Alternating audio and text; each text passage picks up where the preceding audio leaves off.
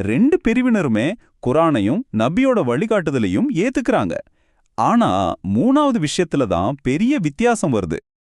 உலகிலே 50க்கும் மேற்பட்ட முஸ்லிம் நாடுகள் இருக்கின்றன. 2 பில்லியன், அதாவது 200 கோடிகளுக்கும் அதிகமான முஸ்லிம்கள் வாழ்கிறார்கள்.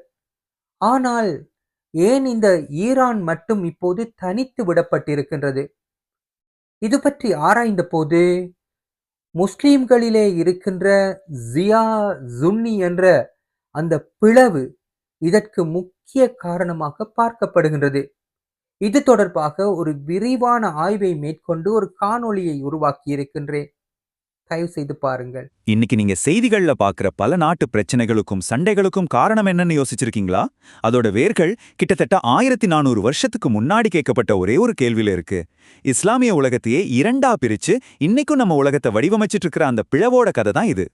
இது வெறும் ஒரு மத சம்பந்தப்பட்ட கேள்வி மட்டும் இல்ல. இது அதிகாரம், வாரிசுரிமை, அப்புறம் ஒரு மாபெரும் சாம்ராஜ்யத்தோட எதிர்காலம் சம்பந்தப்பட்டது. வாங்க அந்த ஒரு கேள்வி எப்படி ஒரு மதத்தையே ரெண்டா பிரிச்சுதுன்னு பார்க்கலாம். எல்லாம் எங்க ஆரம்பிச்சதுன்னா, முகமது நபிக்கு பிறகு அடுத்த தலைவர் யாருங்கிற ஒரு அரசியல் கேள்வியில தான். ஆனா காலப்போக்கில் அந்த சின்ன அரசியல் கருத்து வேறுபாடு ஒரு மதத்தோட ஆணி வேறைய ரெண்டா பழக்கிற அளவுக்கு எப்படி வளர்ந்தது, அதுதான் இங்க சுவாரஸ்யமே. சரி வாங்க கதை ஆரம்பிச்ச அந்த முக்கியமான தருணத்துக்கே போலாம்.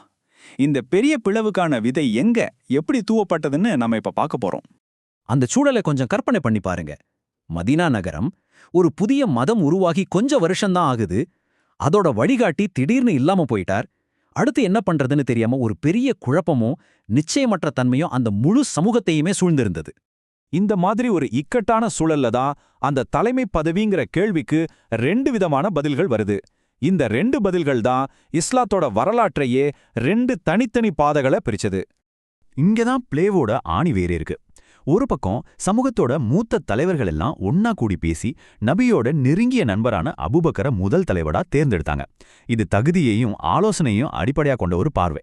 ஆனா இன்னொரு பக்கம் ஒரு குழு என்ன நம்புனாங்கன்னா, நபி இறக்குறதுக்கு முன்னாடியே தன்னோட மருமகன் அலிய அடுத்த வாரிசா நியமிச்சிட்டாருன்னு சொன்னாங்க. அவங்கள பொறுத்த வரைக்கும் இது மனுஷங்க எடுக்கிற முடிவு இல்ல, இது ஒரு தெய்வீக நியமனம். இந்த 2 பார்வைகளால என்னன்னு ஆச்சுன்னா, இஸ்லாத்தோட முதல் தலைவர்களையே 2 விதமா பார்க்க ஆரம்பிச்சாங்க. சன்னிகளை பொறுத்தவரை அபூபக்கர், உமர், உத்மான், அலி ஆகிய 4 பேருமே நேர்வழிகாட்டிய மரியாதைக்குரிய தலைவர்கள். ஆனா ஷியாக்களோ அலி மட்டும்தான் உண்மையான வாரிசு, முதல் 3 பேரும் அவரோட உரிமையை பறிச்சுக்கிட்டாங்கன்னு பார்த்தாங்க. இந்த அடிப்படை வேறுபாடு தான் அடுத்தடுத்து நடந்த எல்லா சம்பவங்களுக்கும் அடித்தளம் அமைச்சது. முதல்ல வெறும் கருத்து வேறுபாடா இருந்தது. அலி 4வது கலீஃபாவா பதவி ஏத்தப்போ ஒரு பெரிய உள்நாட்டு போராவே வெடிச்சுது. இந்த சண்டை ஏற்கனவே இருந்த பிளவை இன்னும் ஆழமாக்கிடுச்சு. அதோட விளைவுகள் ரொம்ப மோசமா இருந்தது. இப்போ நாம பார்க்க போற ஒரு சம்பவம் அது வரைக்கும் இருந்த அரசியல் பிழவை ஒருபோதும் சரி செய்ய முடியாத அளவுக்கு ஒரு உணர்ச்சிகரமான ஆழமான காயமா மாத்திருச்சு. இங்க பாருங்க, நபியோட மரணத்துக்கும் கர்பலா போருக்கும் நடுல கிட்டத்தட்ட 50 வருஷம்தான்.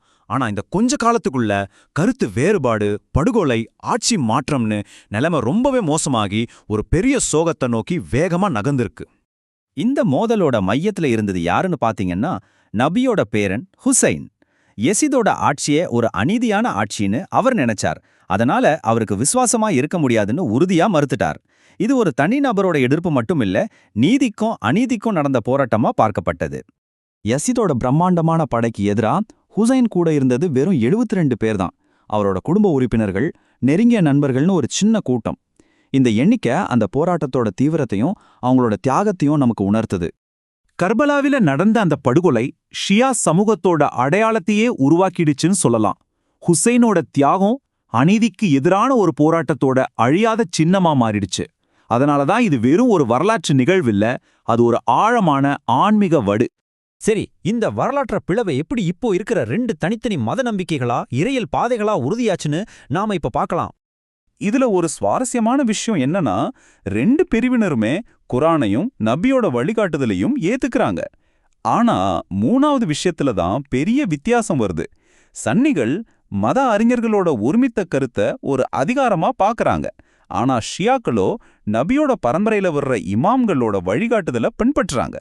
இந்த இமாமத்துங்கிற கொள்கை தான் ஷியா நம்பிக்கையோட அச்சாணி. அதாவது தலைவருங்கிறது மக்களால தேர்ந்தெடுக்கப்படுற பதவி இல்ல, அது இறைவனாலேயே நியமிக்கப்படுற ஒரு தெய்வீக பதவி.